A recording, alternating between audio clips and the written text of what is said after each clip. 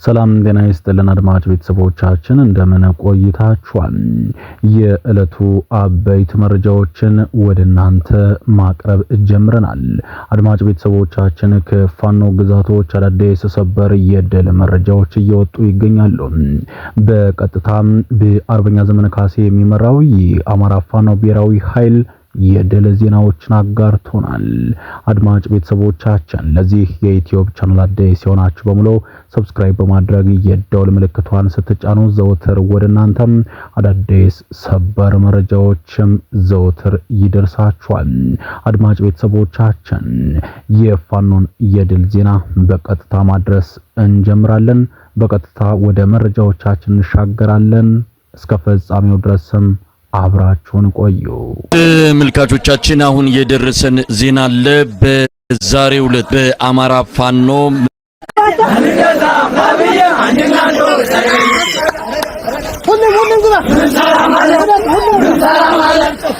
ተመልካቾቻችን አሁን የደረሰን ዜና አለ። በዛሬው ዕለት በአማራ ፋኖ ከፍተኛ ድል የተገኘባቸው አውደ ውጊያዎች መደረጋቸው ታወቀ። በዛሬው ውጊያ በርካታ የአገዛዙ ሰራዊት መደምሰሱ ታውቋል። በድምሩም 471 የአብይ አህመድ ወታደሮች መደምሰሳቸው ነው የደረሰን መረጃ የሚያመለክተው። ከ150 በላይ ወታደሮች ተማርከዋል። 6 ሞርታሮች፣ 6 ዲሽቃዎች፣ 14 ብሬኖች፣ 9 ስናይፐሮችና በርካታ ክላሾች መማረካቸው ነው በቪዲዮ ጭምር ተደግፎ የመጣልን መረጃ የሚያመለክተው።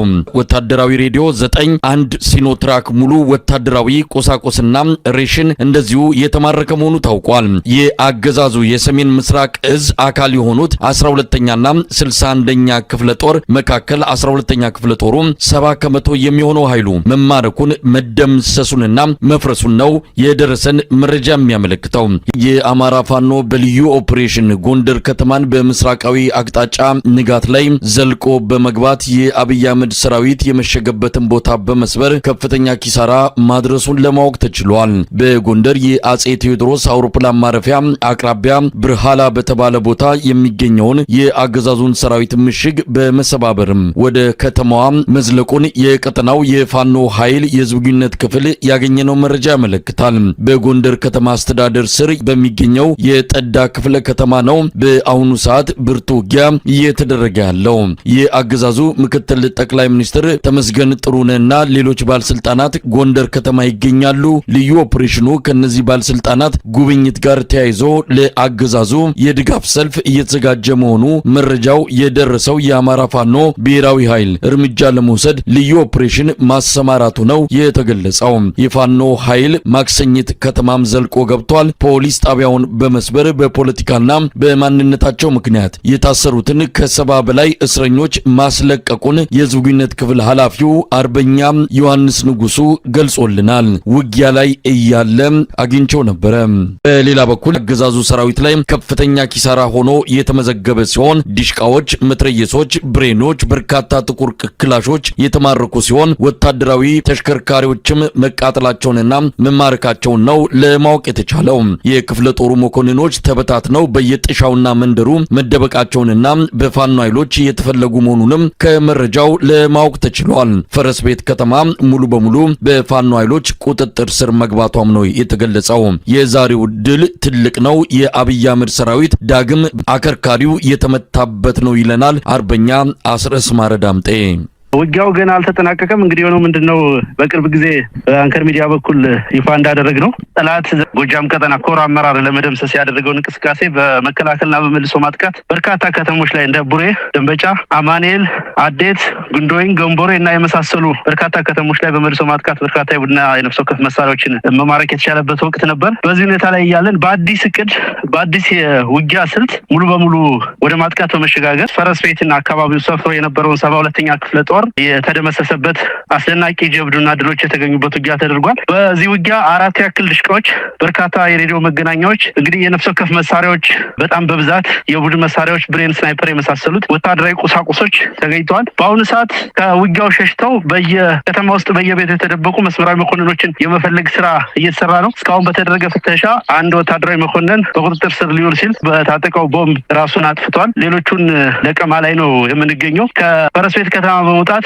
ወደ ቋሪትና ወደ ሰከላ አቅጣጫ የፈረጠጠውን እና ከሞት የተራረፈውን ከምርኮ የተረፈውን ሰራዊት ተከትለን ውጊያ እየተደረገ ነው። በሌላ በኩል ከደንበጫ አቅጣጫ ይህንን ኃይል ገዛ እና ሽፋን ለመስጠት ወደ ፈረስ ቤት የሚመጣው ኃይል ላይ በደፈጣ ውጊያ እያደረግን ያለ ነው። በዚህ ውጊያ ሰራዊታችን የታጠቀቸውን አርፒጂዎችን ጭምር ተጠቅመናል። በአጠቃላይ ውጊያው አሁን በዛ ቀጠና በከፍተኛ ድልና ወኔ እየተከናወነ ነው የሚገኘው። አርበኛ አስረስ ከሰሞኑ ወታደራዊ ገድሎች ይሄ የዛሬው የሚለየው ምንድነው? አንድ ክፍለ ጦር ሙሉ ከጥቅም ውጪ ከመሆኑ ጋር ተያይዞ ነው። በምንድን ነው የሚለየው የዛሬው ድል? የክረምቷ ሙሽራ ናት። የዛሬ 2 ዓመት የመጀመሪያው ዋነኛው ጦርነት በፈነዳበት ጊዜ ከፍተኛ ጀብዱና ድል የተገኘበት ነበረ።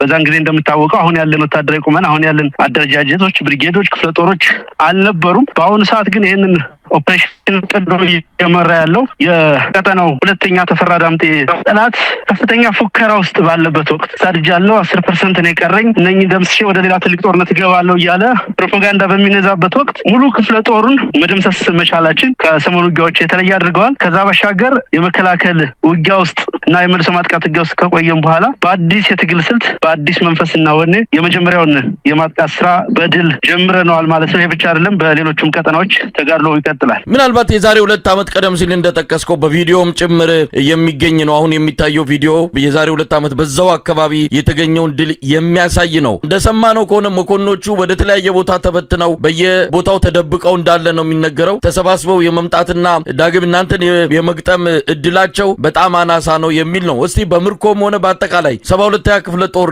ሙሉ በሙሉ ተደምስሷል ማለት የሚቻልበት ደረጃ ተደርሷል? እንግዲህ በሚሊታሪ ቋንቋ መሰለኝ ተደምስሷል ማለት ወታደራዊ ስምሪት የሚሰጥበት ቁመና የለውም። ቼን ኦፍ ኮማንዶ ተበጣጥሷል ማለት ነው። እያንዳንዱ የክፍለ ጦሩ አባል ተወግዷል ወይም ተገድሏል የሚል ብቻ ትርጉም ያለው አይደለም። በጥቅሉ ተማርኳል፣ ተበትኗል። ከፍተኛ ቁጥር ያለው ደግሞ እዛው አውደ ውጊያው ላይ ተመቷል ማለት ነው።